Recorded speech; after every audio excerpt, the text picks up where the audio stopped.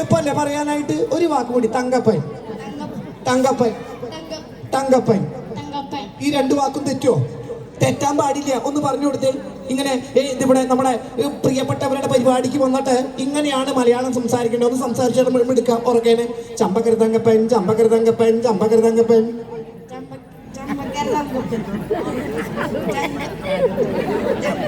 ചമ്പക്കര തങ്കപ്പൻ. കൃഷ്ണ, ചമ്പക്കര തങ്കപ്പൻ. ഇത്രയുള്ള കയ്യടി കൊടുത്തേ, കയ്യടി കൊടുത്തേ. ചമ്പക്കര തങ്കപ്പൻ. തമ്പക്കല്ല ഹാൻസ്. അത് നിങ്ങൾ പറയാമോ? ചമ്പക്കര തങ്കപ്പൻ. ചിരിക്കണ്ട. നിങ്ങളുടെ അടുത്തേക്ക് വന്നാൽ ഇങ്ങനെ തന്നെയാ പറയാ. ആ കുട്ടികൾക്ക് നിഷ്കളങ്കമാണ്. അങ്ങനെയൊന്നും ഇല്ലേ കുട്ടികളെ? ഞാൻ പറഞ്ഞ വിടല്ലേ, ഇവർക്കൊക്കെ ഗിഫ്റ്റ് കൊടുക്കണ്ടേ? ആ കുഞ്ചിയമ്മയുടെ പാട്ടിലിടാ. കുഞ്ചിയമ്മക്കഞ്ചു മക്കളാണ്. ഈ കുട്ടികൾ പാടുമ്പോൾ താളത്തിന് കൈയ്യടി കൊടുക്കണം കേട്ടോ. ഒന്ന് പാടിയൊക്കെ. കുഞ്ചിയമ്മക്കഞ്ചു മക്കളാണ്, അഞ്ചാമനോമന കുഞ്ചുവാണ്, പഞ്ചാര വിറ്റു നടന്നു കുഞ്ചു. മതി മതി മതി. കയ്യടി കൊടുക്ക, കയ്യടി കൊടുക്കേ. എന്ത് രസകരമായിട്ട് പാടിയേ അല്ലേ? മിടുക്കന്മാർ. ആ കയ്യടിച്ച് കൊടുക്കുന്ന നന്ദി പറഞ്ഞേ, ഒരു താങ്ക്സ് പറഞ്ഞേ. Thank you. കയ്യടിച്ച് കൊടുക്കും കേട്ടോ. അപ്പൊ നമുക്ക് കുഞ്ചിയമ്മ എന്ന് പറയാൻ എളുപ്പമല്ലേ? ഒന്ന് പറഞ്ഞു നോക്കി. കൃത്യമായിട്ട് പറയിപ്പിക്കാൻ നമ്മൾ ശ്രദ്ധിച്ച് കേൾക്കണം. ഉറക്കെ പറയണം. കുഞ്ചിയമ്മ. അങ്ങനെയല്ല, ഇത്തിരി ഓർക്കെ. കുഞ്ചിയമ്മ. കിണ്ടി കഴിക്കപ്പോ. അതെന്താ അങ്ങനെ ഒരു ചിരി? ഈ കുട്ടീനെ നിങ്ങൾക്ക് വിശ്വാസമില്ലേ? കുട്ടി കൃത്യമായിട്ട് പറയാൻ പാടില്ല. കുഞ്ചിയമ്മ കിണ്ടി കഴിക്കപ്പോ. കിണ്ടി കുണ്ടിൽ വീണു. വേണ്ട വേണ്ട.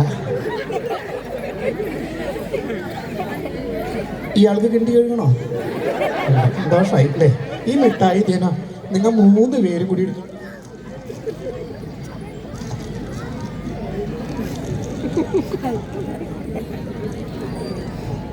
അപ്പോ കുട്ടികൾ പോയിരുന്നോ? നോടി കിണ്ടി കഴിയണോ? സന്തോഷമായില്ലേ? അപ്പോ ഇത്രയേ ഉള്ളൂ.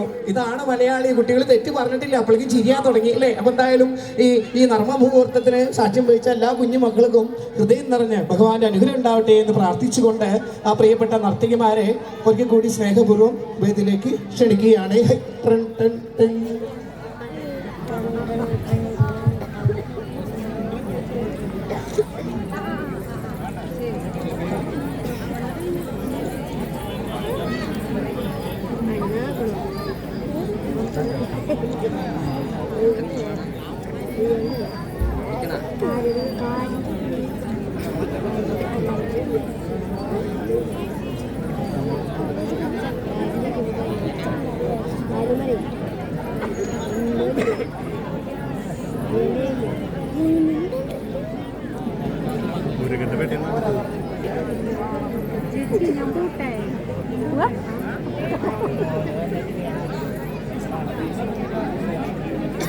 Very